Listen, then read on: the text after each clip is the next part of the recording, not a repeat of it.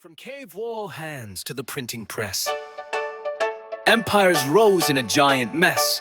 Silk road spice and a compass spin. Humans kept inventing trouble again. A pharaoh blinked and a kingdom fell. Romans built roads and aqueducts well. Mongols rode through half the earth, changing maps for what it's worth. We mapped the stars, crossed every sea, argued on what gods could be. Trade, revolt, philosophy, history's one big conspiracy. It all started with a buffer. Wait! The Buffer History Podcast, where timelines crash and cultures talk back. From Delhi courts to Viking raids to Cold War spies and samurai blades. We got revolutions, treaties, kings, tiny events changing everything. One bad border, one coup, one chart, and suddenly the whole world falls apart. So gather round, don't lose the plot, cause history's way weirder than we were taught. The past ain't dead, it's broadcasting live on Buffer History tonight. Welcome to the Buffer History Podcast. Thanks for having me. So, I want you to imagine a thriller, right? But not one dreamed up in some Hollywood writer's room. Yeah, reality is always stranger. Exactly. Imagine a thriller where the world's most powerful, technologically advanced military steps into a trap. And it's a trap that was set centuries ago. It really is a story of ghosts. I mean, warlords, false intelligence. Right. And a 20-year war that basically ended exactly where it began. So today, we are embarking on a deep dive into the defining geopolitical thriller of the 21st century, the war in Afghanistan. It's a massive topic. It is. And we are pulling from a stack of incredible on-the-ground accounts today. Most notably, Anand Gopal's No Good Men Among the Living and John Lee Anderson's To Lose a War. Both are just essential for understanding what actually happened on the ground. Yeah, absolutely. And our mission today is to trace this whole arc, right, from the immediate aftermath of 9/11 to that stunning Taliban victory in 2021. But here is the critical lens we're going to use for this. The historical lens. Right. To understand this modern defeat, we have to look at the ghosts of the past. Specifically, the haunting parallels to the American retreat from Vietnam and how history just repeats itself in what is famously known as the graveyard of empires. Yeah. Okay, let's unpack this. It really is the only way to approach this story, honestly, because, well, to understand the American failure, you have to understand the land itself. The geography is just brutal. Oh, it's unforgiving. I want you to visualize a map of Afghanistan right now. It is this landlocked crossroads sitting right between Central Asia, South Asia, and the Middle East. Right. And it is bounded by these sprawling deserts and the just treacherous peaks of the Hindu Kush Mountains. Which is basically a fortress. Exactly. And for thousands of years, foreign powers with these grand visions of conquest have looked at that exact map and thought the same thing. That they could be the ones to tame it. Right. They think, if I can just control that crossroads, I control the entire region. I mean, Alexander the Great tried it in 330 BC. Wow, that far back. Yeah, he dragged his armies through the freezing mountain passes of Bactria. Then, the Mongols swept through in 1222, completely leveling ancient cities. Right, Genghis Khan's forces. Exactly. And then the British Empire, at the absolute height of its colonial dominance, they tried it not once, but 3 times in the 19th and early 20th centuries. 3 separate invasions? And all of them, every single one, were ultimately defeated by the terrain and the hardy Afghan people who, frankly, earned a brutal reputation for their cunning, bravery, and absolute mercilessness on the battlefield. I always think of it like trying to hold water in a net. That's a great way to put it. Like you can pour as much military might, as much money, as many foreign troops as you want into that net, but the remote mountainous regions, the deeply porous borders with places like Pakistan, the sheer geographic impossibility of the place just dictates the flow of the conflict. It absolutely does. You can't establish centralized, top-down control over a place that geographically and culturally resists centralization, which, spoiler alert, is exactly the lesson the United States failed to learn in Vietnam with the jungle canopy. Right, the exact same arrogance. Yeah, and they failed to learn it again in the Hindu Kush. That analogy of the net is perfectly apt. And, to see how deadly that net can be, you just have to look at July 1880 at the Battle of Maiwand. Okay, set the scene for us. So this was during the Second Anglo-Afghan War.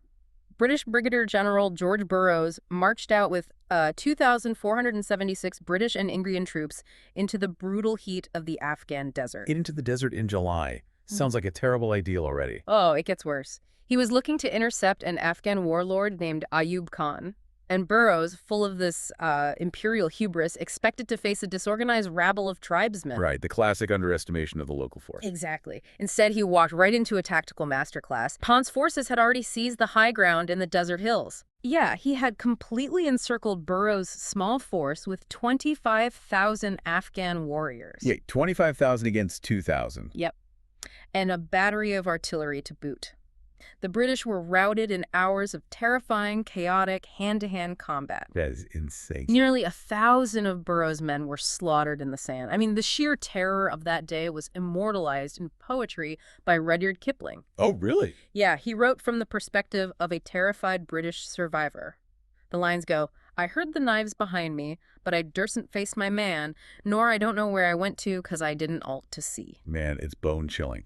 Just the arrogance of an empire marching into a terrain it doesn't understand, right? Completely blind to the reality. Relying on superior firepower, only to be swallowed whole by a localized insurgency. It's the exact same dynamic we saw when the U.S. military tried to fight the Viet Cong on their home turf. The parallels are unavoidable. The American commanders in the 1960s looked at the map of Vietnam and thought, their helicopters and napalm would easily pacify farmers in black pajamas.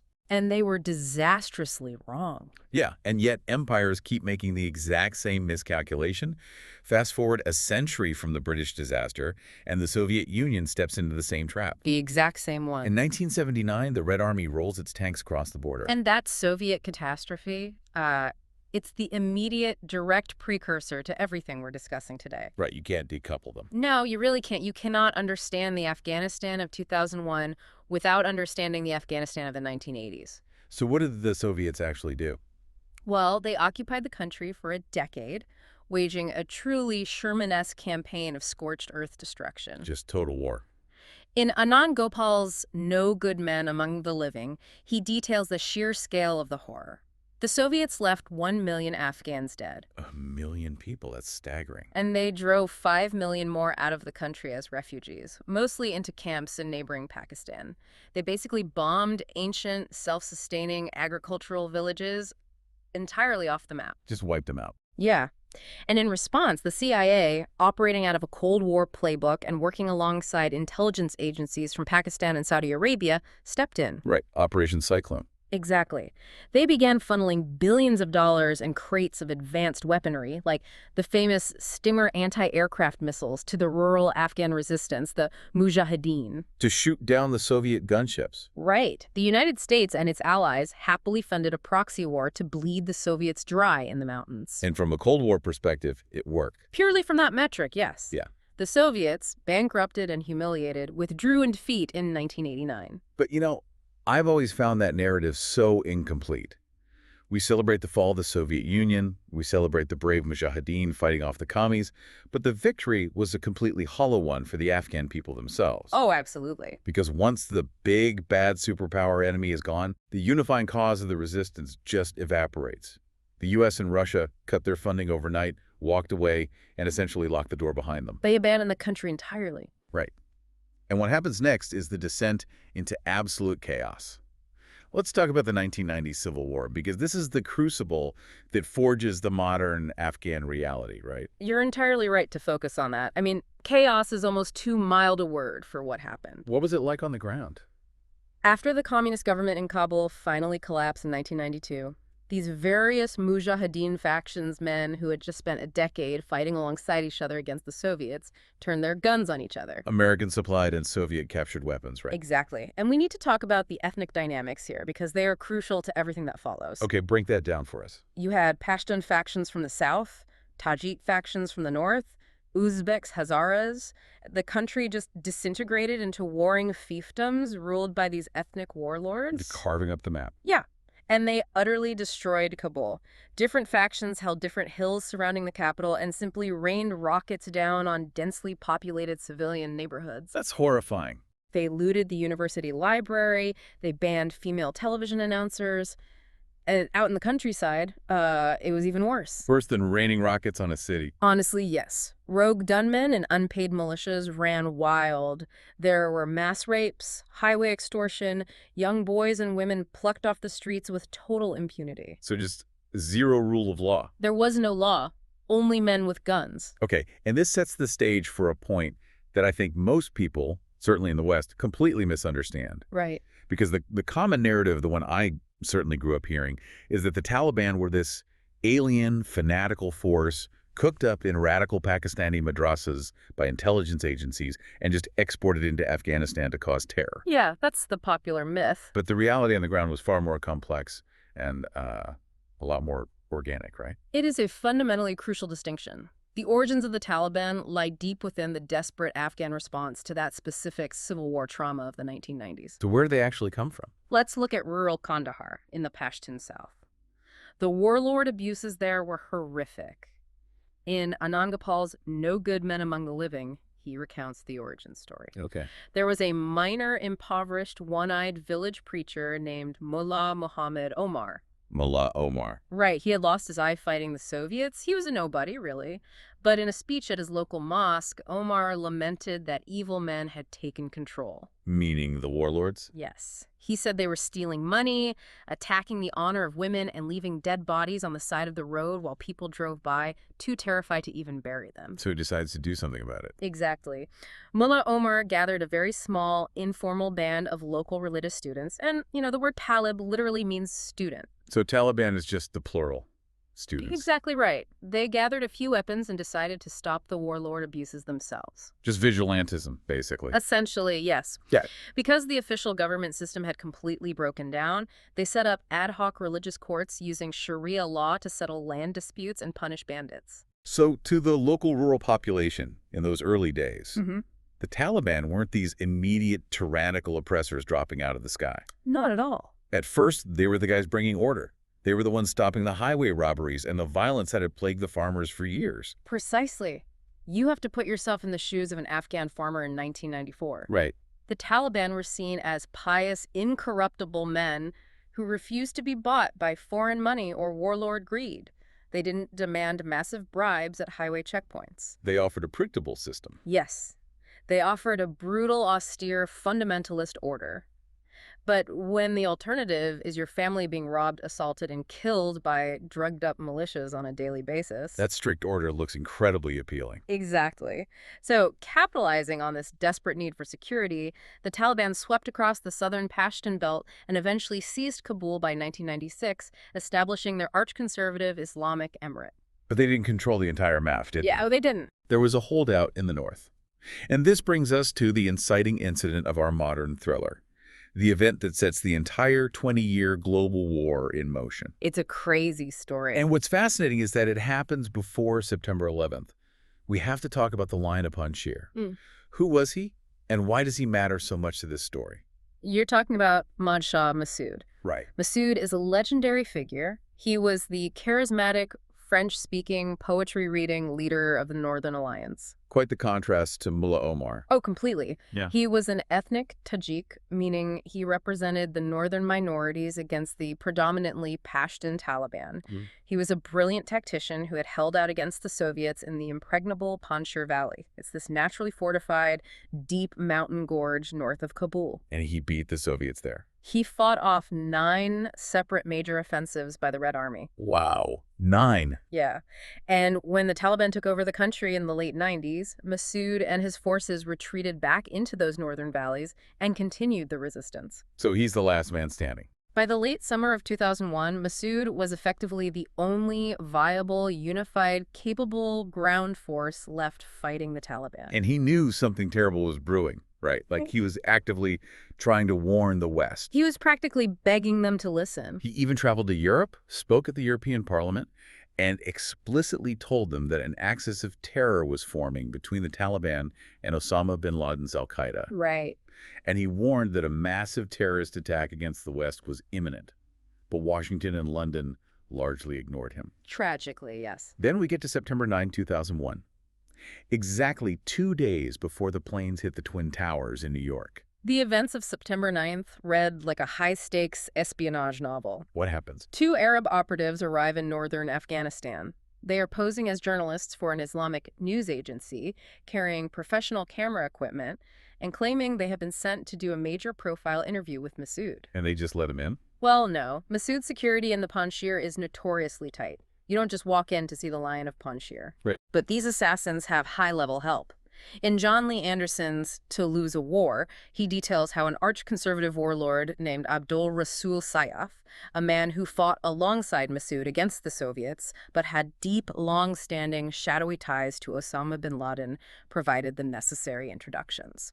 Ah, so an inside man vouched for them. Exactly. Sayyaf's vouching allowed these two Arab journalists to bypass normal security protocols. They get all the way into Massoud's inner sanctum. Right into his office. They sit down to interview him. Massoud is sitting on a sofa, using an orthopedic cushion for his back because of an old injury. He politely asks them where they're from. Yeah. The cameraman sets up his tripod, points the lens at Massoud, Yeah. and then the camera itself detonates. It was packed with high explosives. It was a bomb. The blast rips through the room. Massoud is killed almost instantly, though his inner circle desperately tries to keep his death a secret for over a week. Why keep it a secret? They told the press he was just wounded to prevent the Northern Alliance front line from immediately collapsing in panic. That makes sense. What happened to the assassins? One of them is blown apart in the explosion.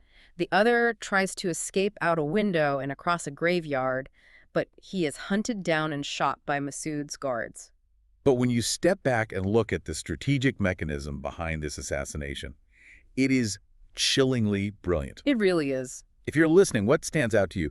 For me, it's realizing that this single targeted bombing in a remote mountain valley was the deliberate first domino in a 20-year global war. Because al-Qaeda knew exactly what they were doing. Right. Let's break down the logic. Bin Laden knew that by flying passenger planes into the World Trade Center on September 11th, he was going to provoke the United States into launching a massive retaliatory invasion of Afghanistan because the Taliban were hosting him. He knew the wrath of the American empire was going to rain down. So 2 days prior, he orchestrates the assassination of Massoud.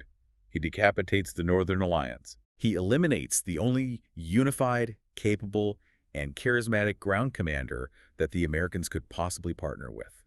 It was a strategic masterstroke to blind and hobble the U.S. military before the war even officially began. It's exactly the kind of asymmetric warfare that makes these insurgencies so impossible to defeat. It really is. The 9/11 attacks in New York and Washington were actually the second step of the master plot. Massoud's death in the Panjshir was the first. But the United States, fueled by an unimaginable national grief and a righteous rage, invades anyway. Of course. The American strategy, formulated practically on the fly by the CIA and U.S. Special Forces in late 2001, was to link up with whatever anti-Taliban warlords were left in the north and use overwhelming American air power to smash the Taliban front lines. But the U.S. had a massive geopolitical problem. Right, the ethnic divide. Exactly. The Northern Alliance, the guys they were partnering with, were mostly Tajiks and Uzbeks. But the Taliban and the entire southern half of the country were Pashtun. And you can't just have a northern ethnic minority conquer the southern majority. No, that's a recipe for an endless civil war.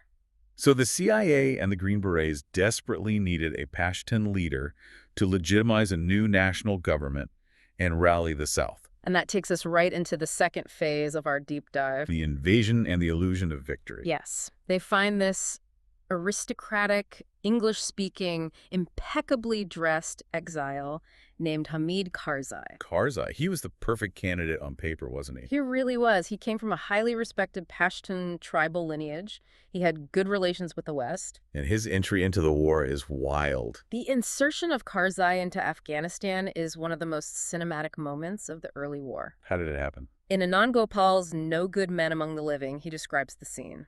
In the pre-dawn darkness of November 14, 2001, 5 American Black Hawk helicopters swooped down under the radar onto a freezing mountaintop in central Uruzgan province. Which is deep in Taliban territory. Oh, this is deep, deep in the heart of Taliban country, not far from Mullah Omar's own childhood home. A young Green Beret captain named Jason Amerine, leading a small A-team, escorts Karzai and a handful of CIA operatives down the mountain to hide in a remote cove. Just a tiny group of guys. Completely isolated, they are entirely surrounded by hostile enemy territory.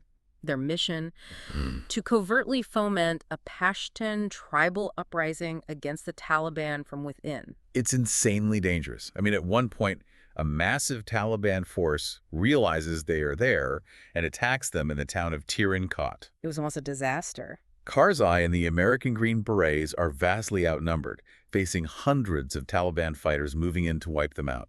But then, the American trump card arrives. Close air support. Right. B-52 bombers flying high up in the stratosphere, Yeah. planes the Taliban can't even see with the naked eye, begin dropping massive precision-guided munitions on the Taliban convoys. Total The devastation. Taliban forces are essentially vaporized before they can even fire a shot. It's an absolute technological slaughter. And you have to understand the psychological mechanism of that moment. Right. It was a profound shock to the Taliban system. These men were hardened veterans. They had fought the Soviets. They had fought rival warlords in brutal trench warfare.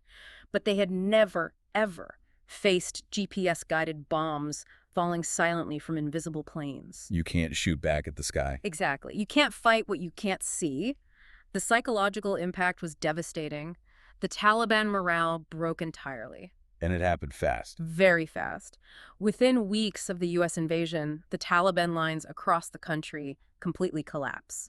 Mullah Omar flees the capital of Kandahar on a motorbike, disappearing into the mountains. So by December 2001, it looks like a total, flawless American victory. It really did. The Taliban are gone. Al-Qaeda has fled into the snow-capped mountains of Tora Bora and across the porous border into Pakistan. The television screens in America are showing scenes of liberation. Women taking off the burqa, music playing in the streets of Kabul again. Right. But I want to pause here. I want to ask you a critical question.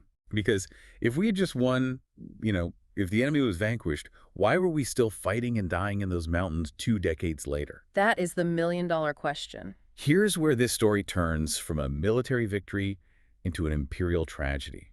I always thought the Taliban just ran away to regroup and fight us. That's what most people think. But the sources suggest something completely different happened in the winter of 2001.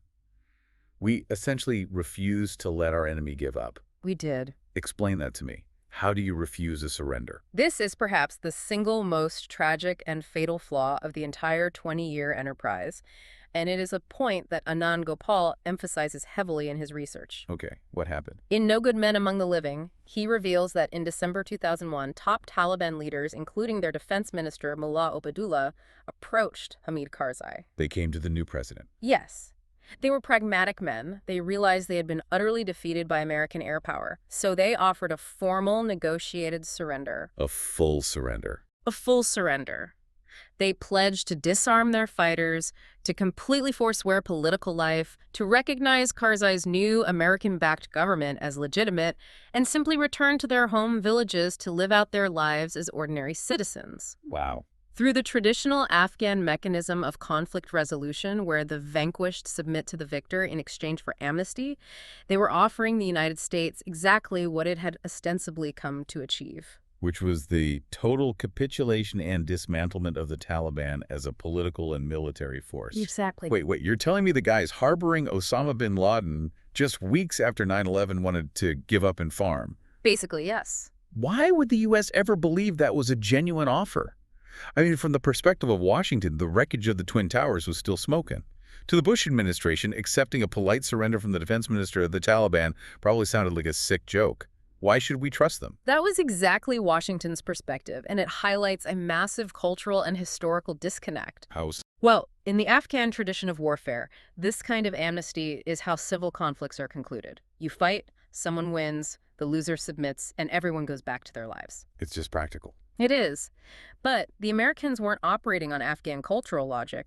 They were operating on the post-9/11 with us or against us doctrine. Ah, right. Black and white. Driven by this righteous absolute morality, the Bush administration flat out vetoed Karzai's attempt to accept the surrender. They just said no. Defense Secretary Donald Rumsfeld went on television and publicly stated that the U.S. would not accept any negotiated release or surrender that allowed the Taliban leaders to live in peace. So the U.S. essentially declared that every single person ever associated with the Taliban was a permanent, irredeemable enemy. Precisely. And by doing that, by slamming the door on their surrender, the United States forced the Taliban leadership into exile in Pakistan. We gave them no other option. We took men who were exhausted, militarily broken, and ready to retire to their farms, and we told them, no, there is no off-ramp for you. You are permanently our enemies, and we will hunt you down until you are dead. Yep. We left them absolutely no choice but to eventually reorganize, cross the border, and fight back just to survive. Yeah. It's the ultimate self-fulfilling prophecy. Exactly. And that tragic policy failure leads us directly to the darkest chapter of the early war. Which is what? The period from roughly 2002 to 2004. Because the U.S. military is now occupying Afghanistan, they have set up massive sprawling bases. Right. They have an explicit mandate from Washington to fight the global war on terror, to hunt down al-Qaeda terrorists and Taliban insurgents. What's the problem? The structural problem is, by early 2002, there really are no terrorists left to fight in Afghanistan. They've all fled to Pakistan or surrendered. But the American military machine is a behemoth that needs to be fed. It absolutely does. You have thousands of troops deployed, officers looking for combat experience, and politicians in Washington demanding actionable intelligence and captured bad guys. Right. But the Americans are isolated inside their bases. They don't speak Pashto or Dari. They don't understand the incredibly complex tribal rivalries of the valleys they're patrolling. They're completely blind. So what do? They completely outsource their intelligence gathering to local Afghan strongmen. The warlords return. And this is where I use the Mafia blueprint analogy. Yeah. Imagine moving to a new, dangerous city. And to keep your neighborhood safe, you hire the local Mafia boss to run your neighborhood watch. Oh, that's a perfect analogy. And you give him a SWAT team to command. Of course he's going to use your SWAT team to arrest his business rivals. That is exactly what we did in Afghanistan. It is exactly what happened. The U.S. military partnered with brutal Civil War-era warlords who had been pushed out by the Taliban in the 90s, but had now returned to power on the coattails of the American invasion. Who are we talking about here? Men like Jan Muhammad Khan, who was installed as the governor of Uruzgan, and Gula Aga Shirzai in Kandahar. Oh.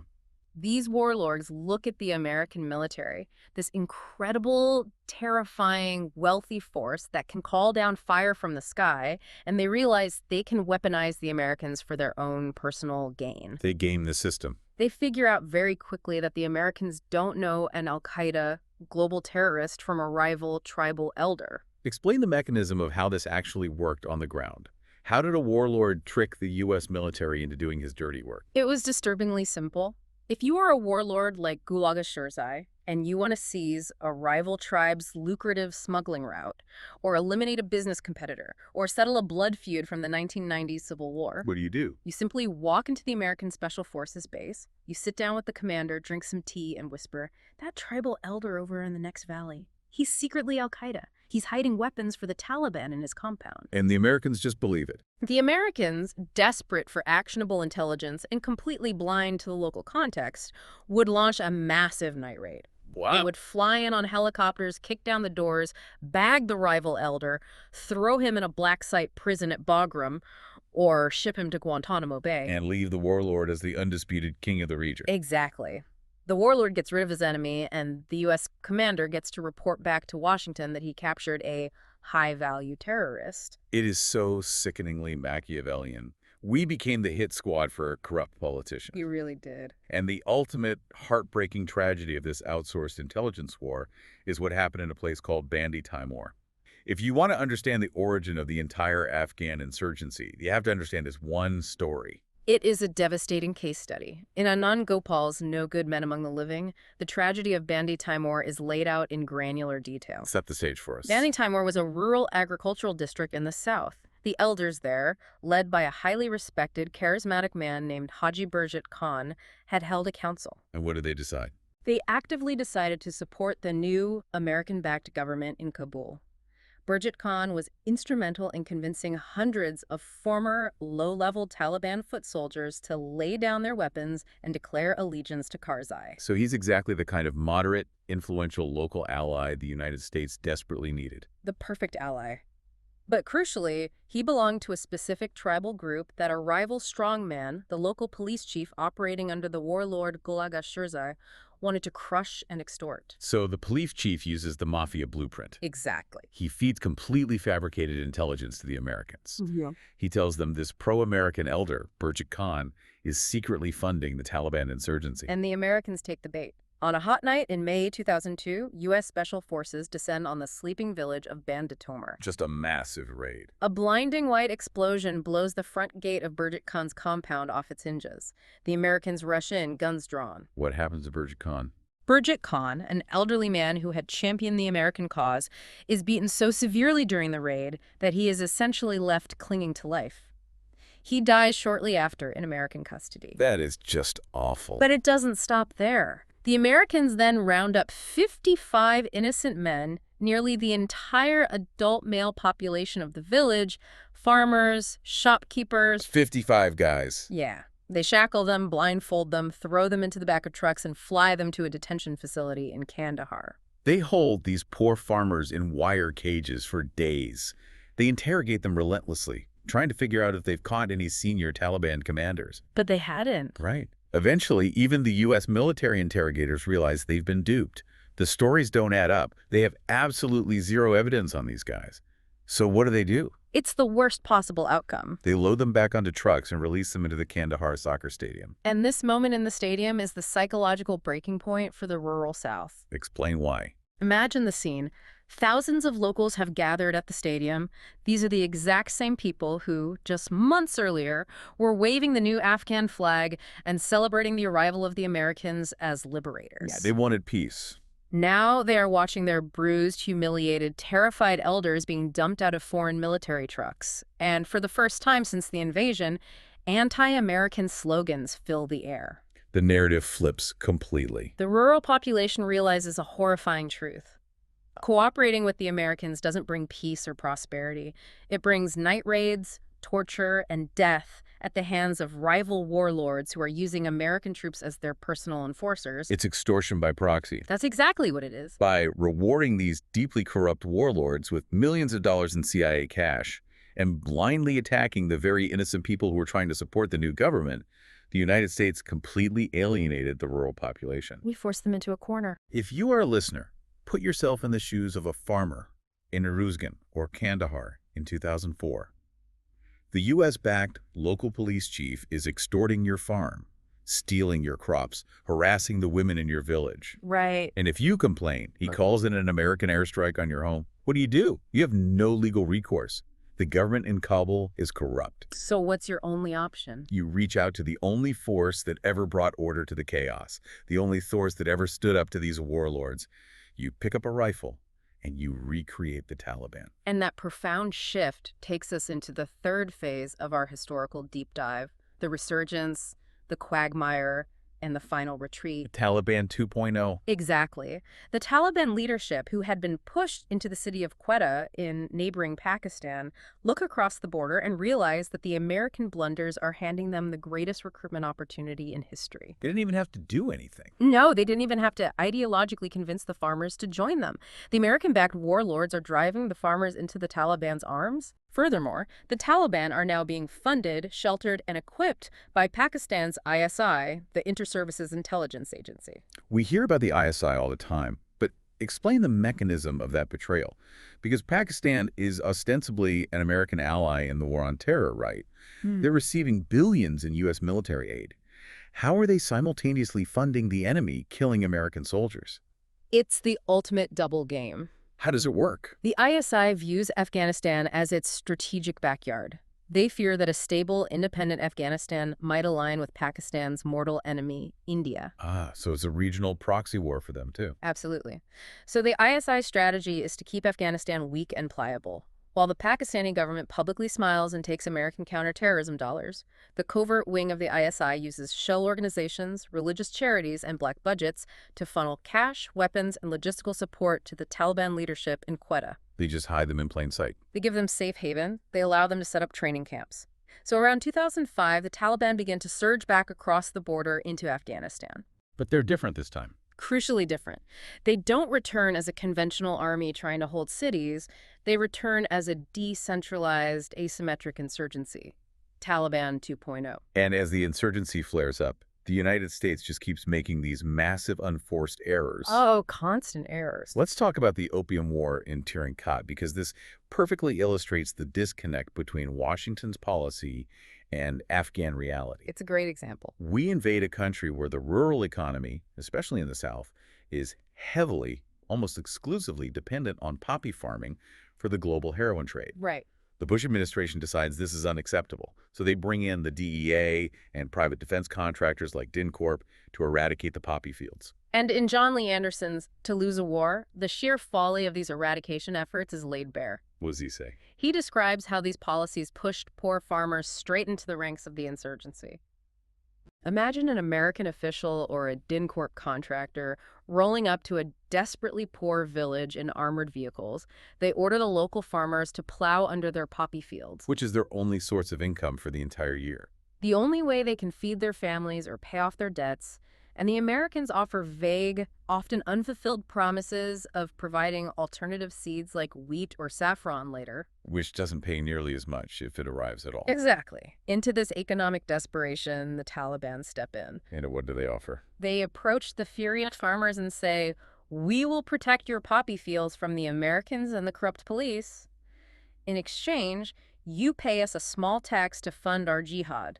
So we basically drove them together. The U.S. policy essentially handed the drug trade to the Taliban, providing them with hundreds of millions of dollars to fund the exact insurgency the U.S. military was bleeding to defeat. It's maddening. We destroyed their livelihoods and then wondered why they started shooting at us. Complete strategic failure. And as the violence spirals out of control, the American civilian strategy becomes increasingly delusional. The U.S. starts building what I like to call Potemkin villages. Yes. The illusion of progress. Explain to me how the mechanism of this massive nation-building corruption actually worked. Because we spent billions, right? Where did the money go? The mechanism of corruption was built into the very structure of the U.S. contracting system. Walk me through it. Okay, so USAID or the Pentagon would allocate, say, $50 million to build a new hospital or a network of schools in a volatile province. Okay, sounds good so far. But the Americans can't build it themselves. It's too dangerous. So they award the massive contract to a large Western firm. Right. That firm takes a 20% overhead cut, then subcontracts the job to a large Afghan company in Kabul. Okay. That company takes another 20% cut and subcontracts it to a regional Warlords construction company. So the money's just evaporating. Exactly. By the time the contract reaches the actual village level, the budget is gone. The local strongman pockets the remaining cash, buys cheap, substandard cement, and maybe throws up a few walls. Just a shell of a building. And then the Americans fly in a general and a CNN crew. They cut a ribbon in front of the half-finished building, and they point to it as proof of nation-building metrics. But it's totally fake. A month later, the building is abandoned. There are no teachers, no doctors, no electricity. It looks great on camera, but it has zero structural foundation. It was a massive wealth transfer from the American taxpayer to corrupt Afghan elites. Yes, creating profound resentment among the ordinary Afghans who saw nothing but the violence. And the ultimate tragic collapse of trust between the Americans and the Afghans comes with the horrific rise of what the military called green-on-blue attacks. The insider attacks. Because the entire U.S. counterinsurgency strategy, the exit strategy, relied on training a massive Afghan national army and police force. The theory was, we train them, we equip them, and eventually the Americans go home and the Afghans secure their own country. That was the plan. But then the Afghan soldiers started turning their weapons on their American trainers. What drove the psychology of that betrayal? It was a deeply complex psychological degradation. Was it just Taliban spies? Some of it was direct Taliban infiltration, insurgents joining the army just to get close to the Americans, but much of it was organic resentment. From the regular soldiers. Yeah. You have young, poor Afghan men from conservative villages thrust into close quarters with heavily armed, culturally alien Western troops. That's a huge culture clash. Add in the stress of combat, the civilian casualties caused by American airstrikes, and the pervasive corruption of the Afghan officers who were stealing the soldiers' pay and food, the resentment would just boil over. So they would just snap. An Afghan soldier would raise his M16 and shoot his American or NATO trainers in the back while they were working out or eating in the mess hall. That is terrifying. The paranoia that infected the coalition bases was suffocating. Imagine trying to train and fight alongside a man, trusting him with your life, knowing there is a statistical chance he might murder you in your sleep. You can't operate like that. It signified the complete moral and structural failure of the coalition's foundational mission. You cannot build an army if the army hates you. Which brings us back to the specter we established at the very beginning of this deep dive. The ghosts of Vietnam and the Soviet Union. The parallels that just won't go away. As the war in Afghanistan drags agonizingly into its second decade, the historical parallels become too glaring for anyone to ignore. We were repeating the past step by bloody step. Let's look at the Soviet ghost first. In John Lee Anderson's To Lose a War, he masterfully compares the impending American withdrawal to the Soviet retreat in February 1989. How did the Soviets leave? The Soviets, desperate to save face, orchestrated this highly sanitized, dignified exit for the cameras. Trying to look like winners. Right. Lieutenant General Boris Gromov, the commander of the 40th Army, famously walked calmly across the Friendship Bridge over the Amu Darya River into Uzbekistan. Just walked across. He was holding a bouquet of flowers, turning to the cameras to declare that the Red Army had fulfilled its internationalist duty. It was the Soviet version of George W. Bush's Mission Accomplished banner. Exactly. But the reality behind Gromov was a charnel house. Right. The million dead. 2 million civilians dead by some estimates. A country in absolute ruins, about to descend into a decade of horrific civil war. The Soviet Empire was financially and morally bankrupt from the Afghan adventure. And it broke them. Within 2 years of Gromov walking across that bridge, the Soviet Union itself ceased to exist. The empire bled to death in the mountains. And then there's the Vietnam parallel. Because for my generation, the Afghan war is our Vietnam. It absolutely is. It is a one-to-one recreation of the exact same systemic failures.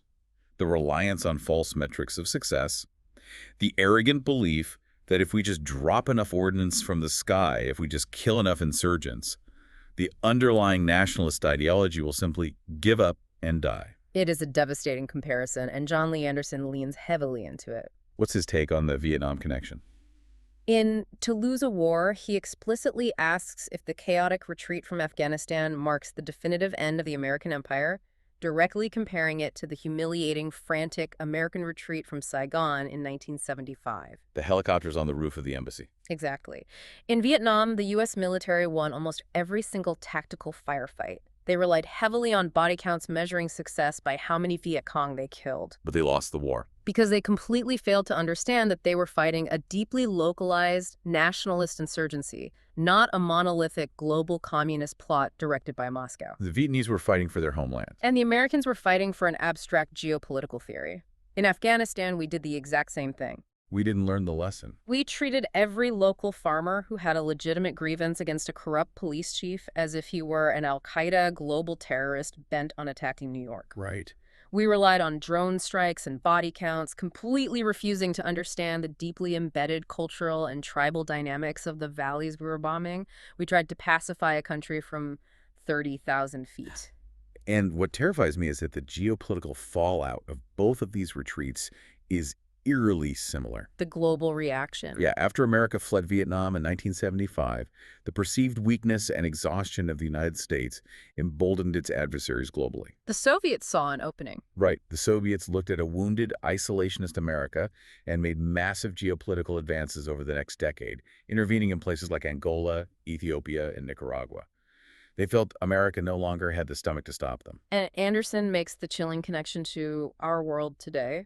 The fallout from Kabul. Just as the fall of Saigon altered the global chessboard in the 70s, the disastrous, chaotic American exit from Afghanistan in August 2021 sent a massive, undeniable signal of weakness to the world. It was broadcast live. It vividly demonstrated the limits of American power and resolve. It emboldened global adversaries who were watching closely. The timing is suspect.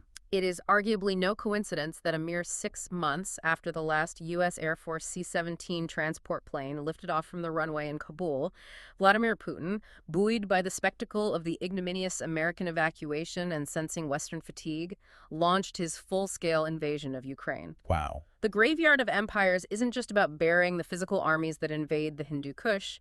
It's about burying the aura of invincibility, the deterrence that empires rely on to maintain global order. Which brings us to the final heartbreaking crescendo of our story, the summer of 2021. The fall of Kabul. President Biden announces the final withdrawal of all U.S. forces, following through on the timeline of the deal President Trump made directly with the Taliban in Doha.